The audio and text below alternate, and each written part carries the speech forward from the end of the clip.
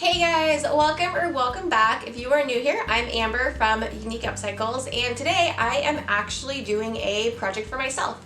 I am going to be transforming a 1940s, I think it was, Waterfall Vanity into a matching nightstand set. This is not original, plenty of people have done this, but ever since I saw it, I knew I wanted to do it. I have a very small room with a king size bed, so I've been searching for something that could be like a narrower nightstand than what I have. Also, this is Miss Lacey. She is my beagle. Yes, I know she is round. Don't come for me in the comments. She's a rescue. I've only had her for a couple months now. She came to me in potato shape. She is on a diet. So she decided to take over my intro spot. So here she is. You guys get to meet her. She's slightly grumpy. You might see her throughout the video. But if you want to see how I transform this, if you want to try to do this yourself, it was a lot of work, but it's definitely doable. Make sure to hit subscribe to see future makeover videos. I try to post every Saturday. And with that being said, let's go ahead and get started. And here's the Waterfall Vanity that I will be separating into nightstands. I scored this for $20 off of Facebook Marketplace. I started by removing all the drawers so that I could break out the power tools to actually take this apart. Right here I am using my DeWalt impact drill to take off that back plate. And then this part was actually nailed on, so I am taking a small little pry bar and a hammer to remove all of that. I got stuck at one point and resorted to my jigsaw to saw my way through the rest of that backing. I was originally going to try to take this apart as nicely as possible, but those screws were really stuck in there, so then I just started bashing it with the hammer. That also didn't work, so I said screw it and got the jigsaw back out and then just cut the whole thing in half.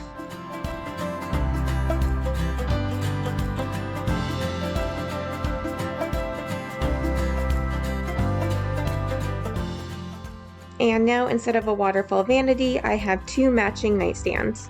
Before I start sanding, I'm going to remove all the hardware from the drawers. Using my orbital sander, I'm just going to sand everything smooth and get that finish off. Somebody had just freshly stained this not too long ago, so I needed to remove all that stain, and then I use my detail sander for the top and on the drawer fronts. Now that I've got the first round of sanding done, I'm just going to wipe back all the dust with a clean microfiber cloth. To fill the gouges where it used to be connected to the centerpiece, I am using some Bondo. This is a two-part mixture, so you're going to want to take the main part and then you'll add in the hardener, which is the little red tube. You want to mix this together so it's all consistently the same color, and it does dry really fast, so you do want to work quickly and mix in small batches because you can always go back and make more. I'm just applying it with a large popsicle stick. I buy these in bulk from Amazon because I use them as stir sticks for the paint as well. Now that the Bondo is all on there, I also filled some veneer chunks and the original hardware holes. I'm going to sand it all smooth. I am using a 120 grit to sand the Bondo back. I did have to do 2 coats of Bondo. To fill in any other little dents and dings on the piece, I just used my DAP wood filler and I sanded that smooth after I let it dry. I'll be adding new hardware, so to mark that off, I just take a piece of frog tape, stick it on the back of my hardware and mark where the holes are. I then tape that over the front of my drawer and then just drill right through it. I like to drill my hardware holes before I paint, just in case I mess up. I then wiped everything down with some mild soapy water and a damp cloth and repaired any cracks with some wood glue and my glue syringe. Using some frog tape, I just taped off any areas that I wanted to avoid getting paint on. Using a chip brush, I applied 2 coats of Zinsser Bin shellac-based primer to the entire piece. This is my go-to primer. It's got the shellac in it, so it makes everything stick to it, as well as preventing any stains or wood tannins from bleeding through. I hope it never ends, this being more than friends.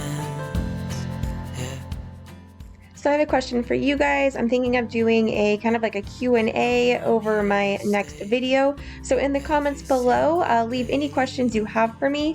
It can be anything about me or it can be anything about painting. I'll try to answer as many as I can in that video that I'll be working on.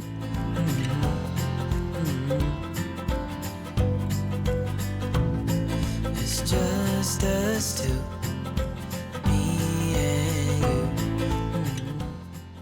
Once I was done applying all my primer, I just took a 220 sanding sponge and sanded down any texture or anything that was left behind from the chip brush prior to applying my paint. I'm going to be using the color Silky by Melange Paints today. This is a fairly new brand of paint. I did find out about it from Instagram. So I am applying this and I was really impressed with the application. Like, it's a really good consistency. You don't need to water it down. It goes on really smooth. It's pretty good at being self-leveling, had minimal brush strokes. I highly recommend this product. This is not sponsored, this is not anything with this product. I just really like it, and I would love to have every color. It's veteran owned and it's local from Texas.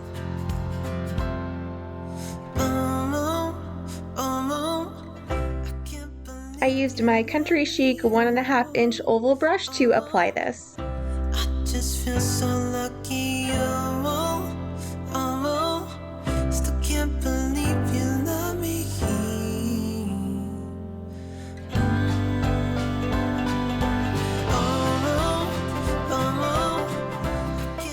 To get into the little details and grooves on this, I'm just gently stippling the paint in there. You don't want to get a buildup of a lot of paint, so just a little bit at a time will get it in there.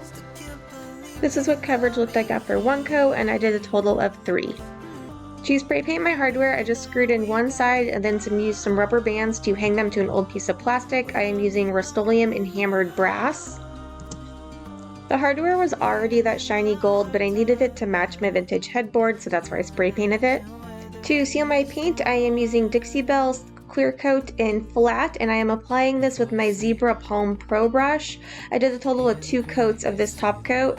If you're a beginner, this top coat is really good. It's very user friendly. Like, you can kind of overwork it. It dries crystal clear. It doesn't leave brush strokes or drag marks or anything like that. Oh, we know what we have, let's hold on tight. Found what we're looking for in life. Call us crazy, but things are finally right.